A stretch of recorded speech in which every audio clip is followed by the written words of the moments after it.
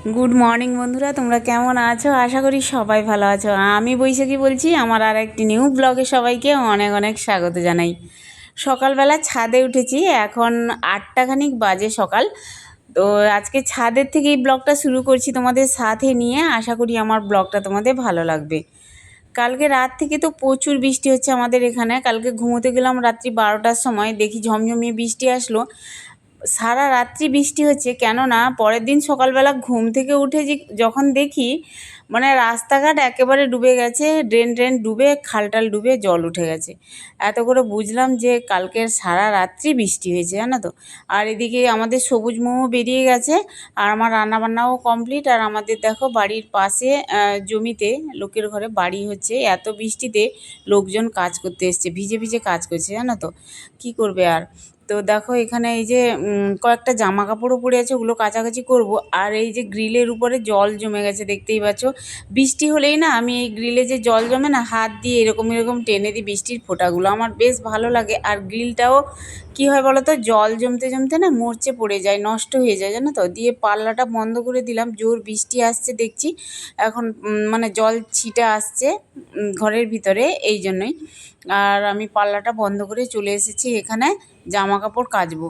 গামলি নিয়ে নিয়েছি, বালতি নিয়ে নিয়েছি। আজকে এত বৃষ্টি হচ্ছে না, বাইরে আর যেতে পারছি না কাজকর্ম করতে। টাইম করলে জলও আছে, কিন্তু যেতে পারছি না। কেন বলো তো, বৃষ্টি পড়ছে তো, আর ভিজে যাব বাইরে কাজ করলে।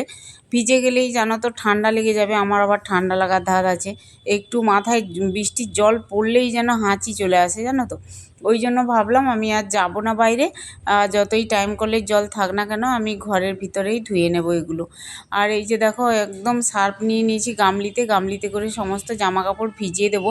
আর বৃষ্টি হলে জানো তো কাজকর্মও বেড়ে যায়। বৃষ্টি শুধু নয়, মাঝে মধ্যে না কী হচ্ছে বলো তো, একটু একটু হাওয়াও বইছে। আর গোটা মানে প্যাসেজ ট্যাসেজ তো নোংরা হয়ে গেছিলো, আমি ঝাঁট দিয়ে চলে এসেছিলাম। পলিথিন একটা মাথায় দিয়ে তারপরে ঝাঁট দিয়ে দিয়েছিলাম, আর সেগুলো শেয়ার করা হয়নি সকালবেলাটা।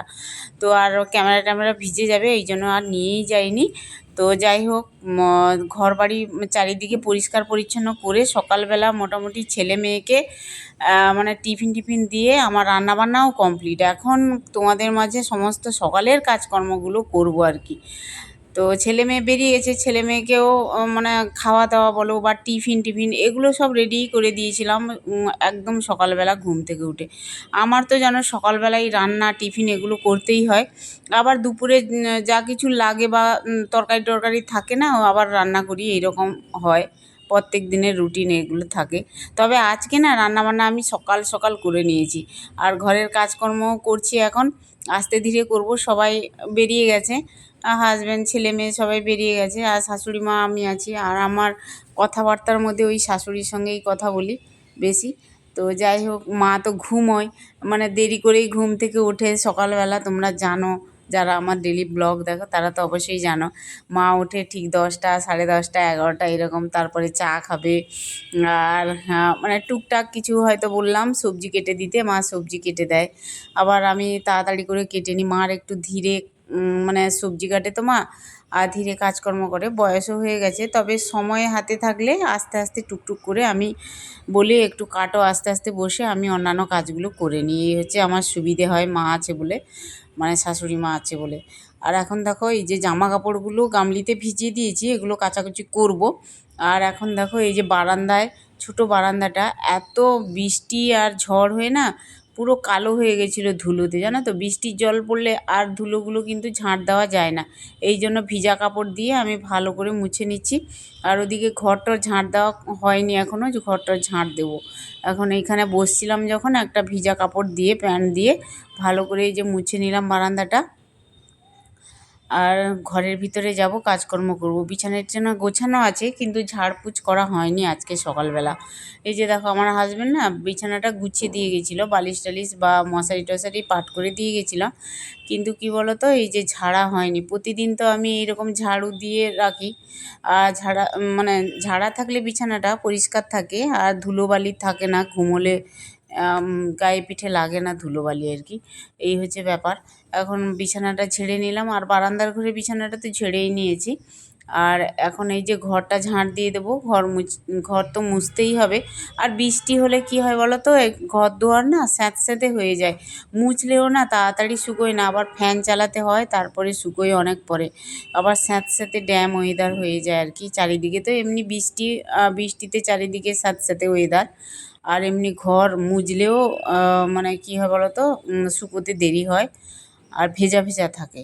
ওই জন্য আমি কি করি, একদম মানে লাঠির যে দড়িগুলো থাকে ওটা একবারে চিপে দিই, মানে জল নিংড়ে দিই, তারপরে গিয়ে মুছি, শুকনো শুকনো করে মুছে নিই, জানো তো। আর আমাদের ঘরে চুল যে কি হয়েছে কি বলবো আর, মানে মৌ চুল আঁচড়ালেও চুল পড়ছে, আমারও চুল পড়ছে জানো তো প্রচুর। এই বর্ষাকালে না প্রচুর চুল পড়ছে, চুল উঠছে মাথা থেকে।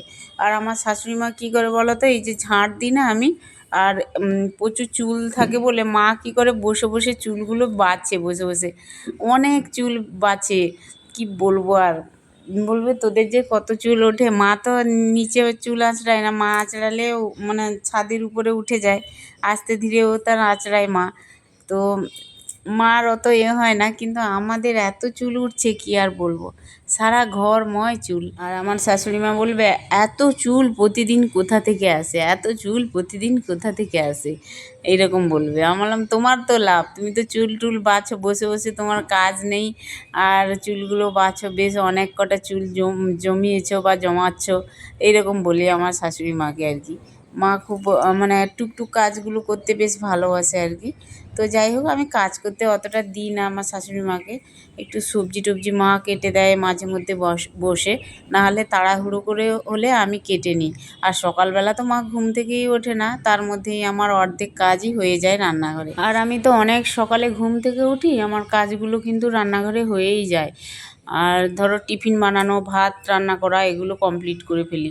রান্না কমপ্লিট করা থাকলে না আর আস্তে ধীরে ঘরের কাজ করলেও অসুবিধা নেই, অতটা তাড়া থাকে না। আর দেখবে পুজো করে নিলেও দেখবে মনটাও ভালো হয় সকাল সকাল। তবে আজকে না পুজো টুজো করিনি, করবো। স্নান টান করে ভাবলাম ঘরের কাজগুলো আগে করে নিই, ক্লিন করে নিই ঘরটা, তারপরে গিয়ে আমি পুজো আর্চা করবো আর কি, তাড়াতাড়ি করে। আর কালকে রাত্রে এত বৃষ্টি হয়েছে, আর এই সিঁড়ির কাছে জানালাটা বন্ধ করতে ভুলে গেছি, একটুখানি খোলা ছিল, তার মধ্যে বৃষ্টির ছাঁট ঢুকে জল জমে গেছে সিঁড়িতে। সকালবেলা ঘুম থেকে উঠে ভিজা কাপড় দিয়ে মানে জলটা চাপিয়ে চাপিয়ে ভালো করে মুছে নিয়েছিলাম একদম লাস্ট সিঁড়ি পর্যন্ত। আর এই যে সিঁড়িটা ঝাঁট দিলাম, এটা কিন্তু মানে মুছছিলাম না, এখন ঝাঁট দিলাম। এবার ঘর মুছে তারপরে সিঁড়ি টিড়ি মুছে একেবারে মানে ধুয়ে নিয়ে আসবো ওই লাঠিটা, মানে মোছা লাঠিটা। আর এখানে দেখো আমি রান্না করেছিলাম সকালবেলা তো টিফিন ভাত করতেই হয়, এমনি গ্যাস ওভেন রান্নাঘর এলোমেলো থাকেই। আবার আমি মোছামুছি করে নিই, কারণ রুটি করলে কী হয় বলো তো, ডাস্টগুলো সব পড়ে ওভেনের উপরে, আর ওগুলো মোছামুছি করতে হয়। এখন এই যে রান্নাঘরটা ভালো করে গুছিয়ে মুছে নিচ্ছি, ওভেন টাইলস ফাইলসগুলো একটু আলতো হাতে মুছে নিলাম। এখন এই যে জামা কাপড়গুলো ভিজিয়েছিলাম না, ওগুলো ধুয়ে নিয়ে চলে আসলাম ছাদের উপরে।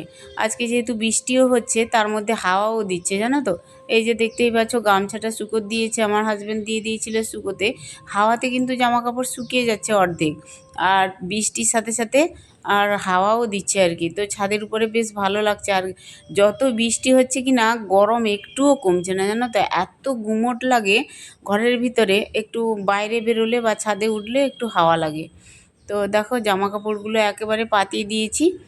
এখানে ছোটোখাটো জামা কাপড়গুলো ছিল, আজকে বেশি একটু ছিল না, আজকে বেডশিট টেডশিট কিছুই দিইনি, কারণ ওই বৃষ্টি হচ্ছে তো, বৃষ্টির মধ্যে জামা কাপড় বেশি ধুলে দেখবে অনেকটা জায়গাও লাগে, আর তার মধ্যে তোমার ড্যাম ড্যাম গন্ধও ছাড়ে, এই হচ্ছে ব্যাপার। দেখলে ঝটপট ঘরের কাজকর্ম সেরে একেবারে স্নান করে এখন চলে এসেছি। আর কলপাড়ে, এটা আমাদের ছাদের কল দেখছো, এখানেই জামা কাপড়গুলো কেচেছিলাম।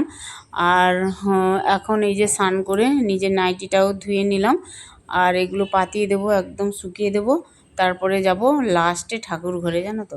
আর 10টাও বাজেনি এখনও, তোমার কাজকর্ম আমি করে নিয়েছি প্রায় 1-1.5 ঘন্টা মতো, মানে টানা কাজ করলে আমার ঘরের সকালের কাজকর্মগুলো শেষ হয় বলতে পারো।